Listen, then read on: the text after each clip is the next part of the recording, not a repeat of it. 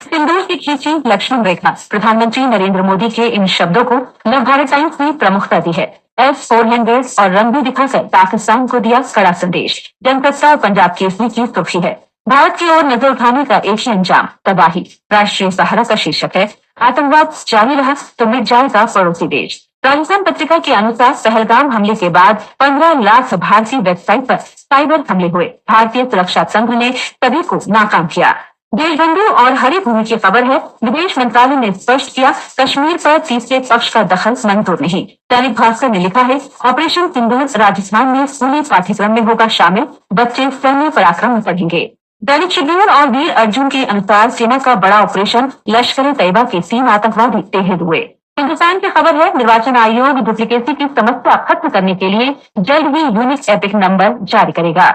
अमर उजाला के अनुसार दक्षिण पश्चिम मानसून ने पकड़ी रफ्तार, बंगाल की खाड़ी पहुंचा।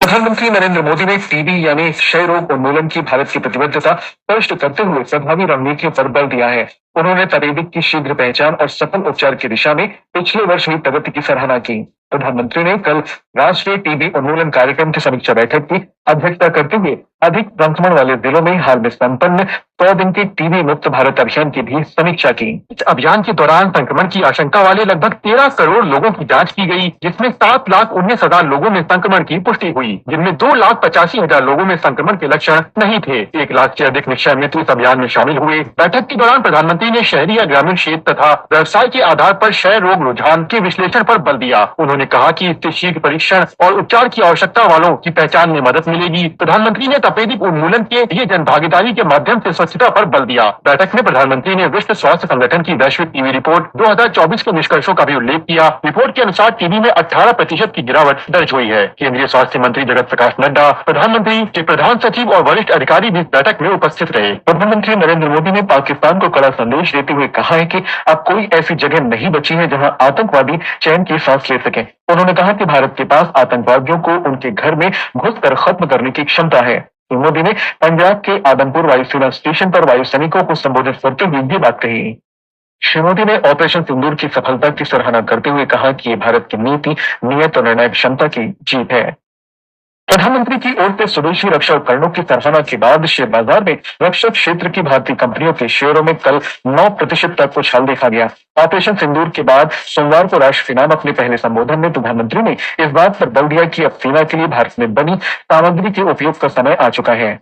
शेयर बाजार में रक्षा कंपनियों में भारत डायनेमिक्स के शेयरों में सर्वाधिक उछाल देखा गया। 9.4% की तेजी के साथ इसके शेयरों की कीमत 1,718 रुपए तक पहुंच गई। वहीं हिंदुस्तान एरोनॉटिक्स के शेयरों की कीमत 4.6% की बढ़त के साथ 4,645 रुपए तक पहुंच गई। वहीं दूसरी ओर चीनी रक्षा कंपनियों के शेयर के भाव 9% तक गिर गए। चीन के J-10C लड़ाकू विमानों की निर्माता एविक चिंदू एयरक्राफ्ट जैसी प्रमुख कंपनियों को कल सबसे ज्यादा नुकसान हुआ। चीनी रक्षा सामग्री का सबसे बड़ा बाजार पाकिस्तान है।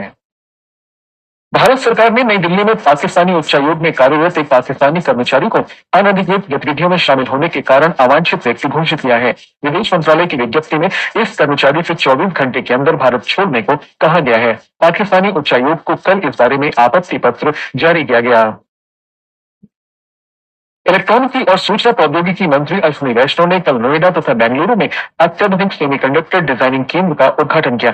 इससे भारत सर्वाधिक उन्नत देशों में शामिल हो गया है। मीडिया से बातचीत के दौरान नए केंद्र की विशेषताओं का उल्लेख करते हुए श्री वैष्णव ने कहा कि ये केंद्र अत्याधुनिक 3 नैनोमीटर चिप डिजाइन के लिए भारत के पहले केंद्र होंगे। इससे वैश्विक सेमीकंडक्टर नवाचार में भारत स्वयं को मजबूती से स्थापित करेगा। श्री अश्विनी वैष्णव ने कहा कि प्रधानमंत्री नरेंद्र मोदी के दृष्टिकोण के अनुरूप देश में व्यापक सेमीकंडक्टर प्रणाली स्थापित हो रही है। केंद्रीय मंत्री ने कहा कि उत्तर प्रदेश के नोएडा में इस प्रमुख डिजाइन केंद्र का उद्घाटन सेमीकंडक्टर प्रणाली में एक महत्वपूर्ण कदम है। इस अवसर पर श्री वैष्णव ने इंजीनियरिंग विद्यार्थियों में हार्डवेयर कौशल विकसित करने के उद्देश्य से नए सेमीकंडक्टर लर्निंग किट की शुरुआत की भी घोषणा की। उन्होंने कहा कि इंडिया सेमीकंडक्टर मिशन के तहत 270 से अधिक शिक्षण संस्थानों को भी ये हार्डवेयर किट मिलेंगे। न्यायमूर्ति भूषण रामकृष्ण गवई आज भारत के 52वें मुख्य न्यायाधीश के रूप में शपथ लेंगे। राष्ट्रपति द्रौपदी मुर्मू आज सुबह राष्ट्रपति भवन में आयोजित विशेष समारोह में उन्हें शपथ दिलाएंगे। न्यायमूर्ति BR गवई मुख्य न्यायाधीश न्यायमूर्ति संजीव खन्ना का का स्थान लेंगे जो कल सेवानिवृत्त हो गए। निर्वाचन आयोग ने मतदाता फोटो पहचान पत्रों की समान संख्या से जुड़ा 20 वर्ष पुराना मामला सुलझा लिया है।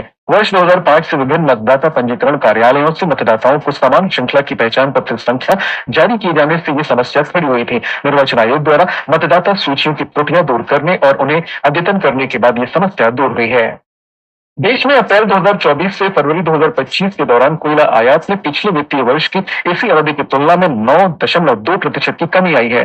कोयला मंत्रालय ने एक बयान में कहा कि इस अवधि में 22 करोड़ टन से अधिक कोयले का आयात हुआ, जबकि पिछले वित्तीय वर्ष की इसी अवधि में 24 करोड़ 20 लाख टन कोयले का आयात हुआ था। सरकार ने 23 सितंबर को आधिकारिक रूप से आयुर्वेद दिवस घोषित किया है। आयुष मंत्रालय ने बताया कि गजट अधिसूचना के जरिए ये बदलाव अधिसूचित कर दिया गया है। पहले आयुर्वेद दिवस धनतेरस के दिन मनाया जाता था। आयुष मंत्रालय ने नागरिकों, स्वास्थ्य कर्मियों, शिक्षण संस्थानों और अंतर्राष्ट्रीय प्रतिभागियों से नई तिथि अपनाने तथा प्रत्येक वर्ष 23 सितंबर को आयुर्वेद दिवस आयोजनों में सक्रियता से भाग लेने का आग्रह किया। अमेरिका के राष्ट्रपति डोनाल्ड ट्रंप और सऊदी अरब के युवराज मोहम्मद बिन सलमान के बीच कल जद्दा में रणनीतिक आर्थिक साझेदारी समझौते पर हस्ताक्षर हुए। इस समझौते में आर्टिफिशियल इंटेलिजेंस, ऊर्जा उत्पादन, चिकित्सा क्षेत्र और लगभग 142 अरब अमेरिकी डॉलर लागत से बड़े पैमाने पर हथियारों की खरीद शामिल है। राष्ट्रपति ट्रंप के मध्य पूर्व देशों की 4 दिन की यात्रा की शुरुआत कल सऊदी अरब से हुई।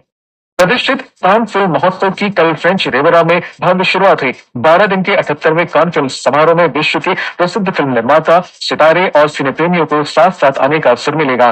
समारोह की शुरुआत एमिली बोनिम के फिल्म लीव वनडे के प्रीमियर के साथ हुई। कान फिल्म समारोह के निर्णायक मंडल के सदस्य रेड कारपेट पर अपने खास अंदाज में नजर आए। वहीं निर्णायक मंडल के अध्यक्ष जूलियट बिनोशेल ने अपने संबोधन में वैश्विक मुद्दों, युद्ध और जलवायु परिवर्तन तथा स्त्रियों के प्रति भेदभाव और विद्वेष के मुद्दों पर चर्चा की। खेलो इंडिया यूथ गेम्स में 10वें दिन महाराष्ट्र ने 100 पदकों का शानदार आंकड़ा पार कर लिया है। 40 स्वर्ण और 38 रजत पदकों के साथ 120 पदक जीतते हुए महाराष्ट्र पदक तालिका में शीर्ष पर बना हुआ है। 19 स्वर्ण और 9 रजत सहित 42 पदकों के साथ पदक तालिका में राजस्थान दूसरे तथा 17 स्वर्ण और 13 रजत सहित 57 पदकों के साथ हरियाणा तीसरे स्थान पर है। पदक तालिका में कर्नाटक चौथे स्थान पर है। उत्तराखंड में आदि कैलाश और ओम पर्वत यात्रा आज नैनीताल जिले के काठगोदाम में शुरू हो रही है। हमारे संवाददाता ने बताया कि कुमाऊं मंडल विकास निगम ने श्रद्धालुओं की सुविधा और सुरक्षा के लिए व्यापक प्रबंध किए हैं।